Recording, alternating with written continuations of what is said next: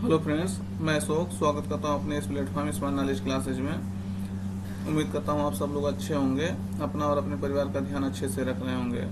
आज आप लोग को डेली करंट अफेयर्स में 4 जुलाई के करंट अफेयर्स बताएंगे, जिसमें इम्पोर्टेंट क्वेश्चन और आंसर पे डिस्कशन करेंगे। इम्पोर्टेंट डेट में देखिएगा, पहला कि आज जो है 4 जुलाई है। 4 जुलाई को अमेरिका का स्वतंत्रता दिवस मनाया जाता है और अमेरिका भारत में सबसे पहला लोकतंत्र है जो 1776 को अमेरिका स्वतंत्र हुआ था। और पहला क्वेश्चन देखिएगा, वीपन सिस्टम स्कूल का उद्घाटन हाल ही में वायुसेना प्रमुख द्वारा कहाँ किया गया है? तो विकल्प में है दिल्ली, कोलकाता, हैदराबाद, मुंबई। तो सही उत्तर आपका रहेगा हैदराबाद। हैदराबाद के बेगमपेट में ये उसका उद्घाटन किया गया है। कौन किया है? वायुसेना प्रमुख। कमेंट करके बताइए वायुसेना प्रमुख वर्तमान में कौन है। किस बैंक ने विदेश में पढ़ रहे छात्रों की सुविधा के लिए साफिरो फॉरेक्स कार्ड लॉन्च किया है? तो विकल्प में है SBI, ICICI bank, PNB bank, HDFC bank. तो सही उत्तर रहेगा आईसीआई बैंक। इसमें क्या है, 15 करेंसी जो है आपको without cross currency markup charge के आप यूज कर सकते हैं। विदेश में क्या होता है कि आप करेंसी जब एक्सचेंज करते हैं इसके थ्रू तो पैसा देना पड़ता है, लेकिन ये साइफरो फॉरेक्स कार्ड से पैसा जो है 15 करेंसी में नहीं लगेगा। तो इससे विदेश में पढ़ रहे छात्रों को सुविधा होगा। फिर अगला क्वेश्चन देखिएगा कि हाल ही में सरकार ने स्मार्ट सिटी मिशन को कब तक के लिए बढ़ाने का निर्णय लिया है? तो केंद्र सरकार ने कब तक ये निर्णय लिया है बढ़ाने के लिए? 2030 तक, 2028 तक, 2025 तक, 2026 तक विकल्प में है। तो सही उत्तर आपका क्या रहेगा ये बताइएगा। तो सरकार ने 2025 तक, मार्च 2025 तक स्मार्ट सिटी मिशन को बढ़ाने का निर्णय लिया है। अगला क्वेश्चन देखिएगा, इसी से संबंधित है। स्मार्ट सिटी मिशन के तहत कितने शहरों को शामिल किया गया है? तो क्वेश्चन है 120, 100, 50, 200। तो 100 शहरों को इसके तहत शामिल किया गया, भारत के 100 शहर। अब आप लोग यहाँ एक विकल्प और बता सकते हैं कि उत्तर प्रदेश से ऐसे शहर कितने हैं। फिर अगला क्वेश्चन है, स्मार्ट सिटी मिशन को कब शुरू किया गया था? तो विकल्प में है 2014, 2020, 2015, 2018। तो सही उत्तर आपका रहेगा 2015। 2015 जून में ये मिशन शुरू किया गया था और 100 शहरों को इसमें शामिल किया गया है।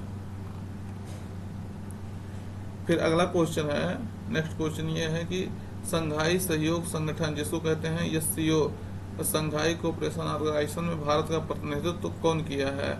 तो विकल्प में है राजनाथ सिंह, नरेंद्र मोदी, एस जयशंकर, धर्मेंद्र प्रधान।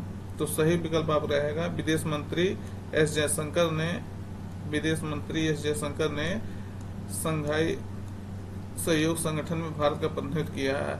ऐसा है कि हर साल जो है देश के जो है प्रधानमंत्री यहाँ जाते थे, लेकिन अब की बार एस जयशंकर यहाँ प्रतिनिधित्व भारत का कर रहे हैं। अब एससीओ के बारे में जानिए।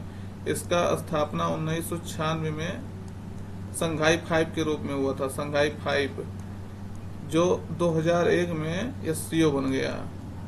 एससीओ उसके बाद से एससीओ है और उसके बाद उसमें 7 सदस्य थे, लेकिन 2017 में इंडिया पाकिस्तान को इसका मेंबर बना गया, जिससे इसमें इनके सदस्य मेंबर इसमें कितने हो गए हैं? 9। और इसका नाम संघाई सहयोग संगठन है। इसके नाम से आपको लगेगा कि इसका हेडक्वार्टर जो है संघाई में होगा, चीन के संघाई में, लेकिन ऐसा आप भूल कभी मत करिएगा, क्योंकि इसका हेडक्वार्टर जो है चीन के बीजिंग में है। ये क्वेश्चन इसलिए पूछा जाता है क्योंकि इसके नाम में संघाई लिखा है। तो सब लोग ये जानते हैं, समझते हैं कि इसका हेडक्वार्टर संघाई में है, लेकिन ये इसका हेडक्वार्टर चीन के बीजिंग में है। ये क्वेश्चन ध्यान रखने योग्य है। हाल ही में डिस्क स्कोप किस देश के प्रधानमंत्री बने हैं? तो विकल्प में है स्पेन, नीदरलैंड, अर्जेंटीना, इंडोनेशिया। तो आपको सही उत्तर बताना है।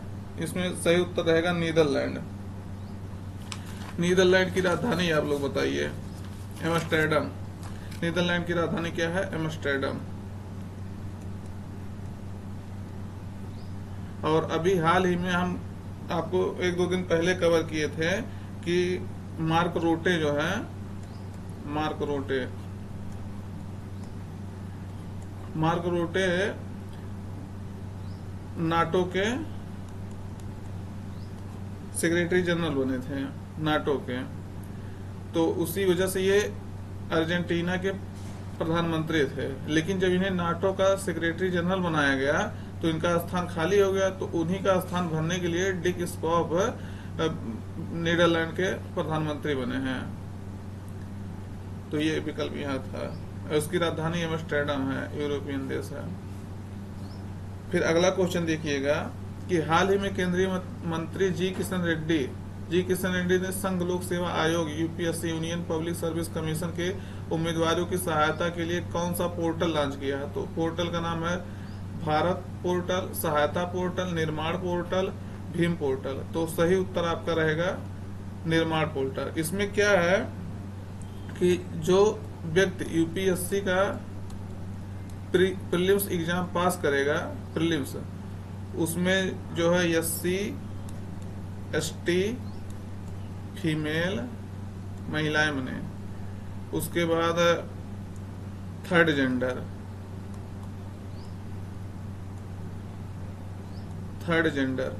उनको जो है उनका इनकम जो है 8 लाख से कम होना चाहिए। उन्हें जो है आगे की तैयारी के लिए 1 लाख रुपया दिया जाएगा, 1 लाख। तो ये गरीब परिवार के बच्चों के लिए बहुत अच्छा इनिशिएटिव है जो सरकार गरीब बच्चों को यूपीएससी में भागीदारी के लिए सरकार द्वारा उठाया गया अच्छा कदम है। अगला क्वेश्चन देखिएगा 9th नंबर का।